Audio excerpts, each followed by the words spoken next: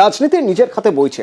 যদি বীরভূমের কথাই ধরা যায়, তাহলে বীরভূমে এবার প্রশ্ন উঠছে, মুকুট বদল হলো নাকি বীরভূমে? কেন এই প্রশ্ন উঠছে? তার কারণ নানুর মিলন মেলা।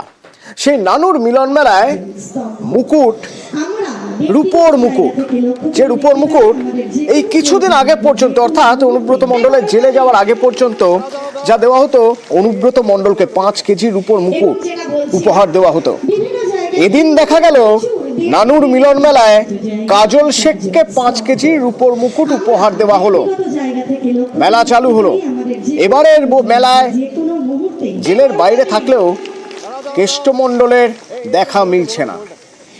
ইন্দ্রজিৎ রয়েছেন আমার সঙ্গে। ইন্দ্রজিৎ, কিছুটা প্রতীকী হলেও এ কি মুকুট বদলের ইঙ্গিত? দেখো, একদমই নানুরের যে বাসাপাড়ায় যে মিলন মেলা এতদিন হয়ে আসছে তৃণমূল কংগ্রেসের প্রতিষ্ঠা দিবস উপলক্ষে, এবং তৃণমূল কংগ্রেসই এটার কিন্তু উদ্যোক্তা। এতদিন দেখা গেছে, অর্থাৎ 2017 সাল থেকে যেমন এই মেলাটা হয়ে আসছে, 7 বছর হলো এবছর নিয়ে। 2017 সালে অনুব্রত মণ্ডলের হাতে তুলে দেওয়া হয়েছিল রূপোর ঢাক। তার পরবর্তীকালে তুলে দেওয়া হয়েছে কখনো তরবারি, কখনো পাঁচর, আবার কখনো মমতা বন্দ্যোপাধ্যায়ের মুখ, আবার কখনো আবার মুকুটও তুলে দেওয়া হয়েছে অনুব্রত মণ্ডলের হাতে। কিন্তু এবছর কি দেখা গেল, অনুব্রত মণ্ডল তো জেলায় রয়েছেন, তার বাড়িতে রয়েছেন, পার্টি অফিসে যাচ্ছেন, কিন্তু মিলন মেলায় তিনি কিন্তু যাননি। আর সেই মিলন মেলাতে কাজল শেখের মাথায় 5 কিলো ওজনের একটি রূপোর মুকুট কিন্তু পরিয়ে দেওয়া হলো।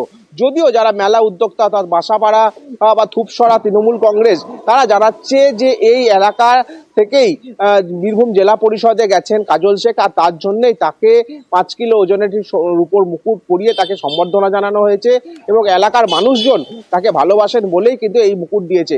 যদিও অনুব্রত মণ্ডলকে কেন দেওয়া হলো না বা কি কারণে, সেই বিষয় নিয়ে তারা কিন্তু কোনো মন্তব্য করতে চাইছে না।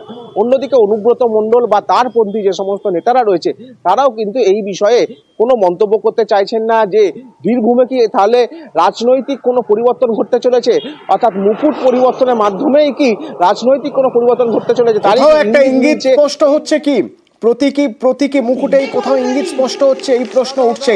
তো কাজল শেখের হাতে এবার এই 5 কেজি রূপোর মুকুট। কাজল শেখ কি বলছেন?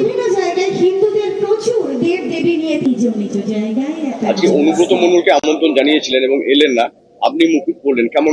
শুধু একা অনুব্রত মণ্ডল নয়, সারা বীরভূম জেলার যে বিধায়করা আছেন, ব্লক প্রেসিডেন্টরা আছেন, কোর কমিটির সদস্যরা আছেন, প্রত্যেককে আমরা আমন্ত্রণ জানিয়েছি।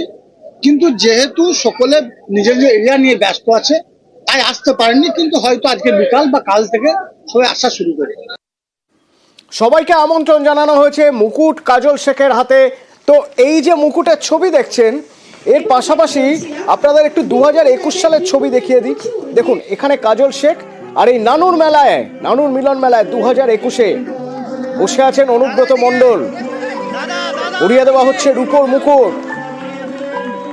2021-এর পর 2025, এই 4 বছরে রাজনীতির জল গড়িয়েছে বহুদূর। উপায় সাক্ষী, রাজনীতির মধ্যে অনেক কিছু এসেছে। তৃণমূলের নিজস্ব রাজনীতিতেও অনেক বাঁক, অনেক ঘাত অভিঘাত। অনুব্রত মণ্ডল জেলে গিয়েছেন, ফিরে এসেছেন। আজ মিলন মেলায় অনুব্রত মণ্ডল নেই।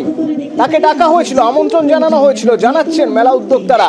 কিন্তু প্রতীকী মুকুট যদি বলা হয়, সেই মুকুট দেখা গেল 2021-এ ছিল অনুব্রত মণ্ডলের মাথায়, আর এই 2025-এর 1 জানুয়ারি যা উঠল কাজল শেখের মাথায়। আমরা ব্যক্তিগত জায়গা থেকে লক্ষ্য করে দেখতে পারি, আমাদের যে কোনো প্রয়োজনে, আমরা যে কোনো মুহূর্তে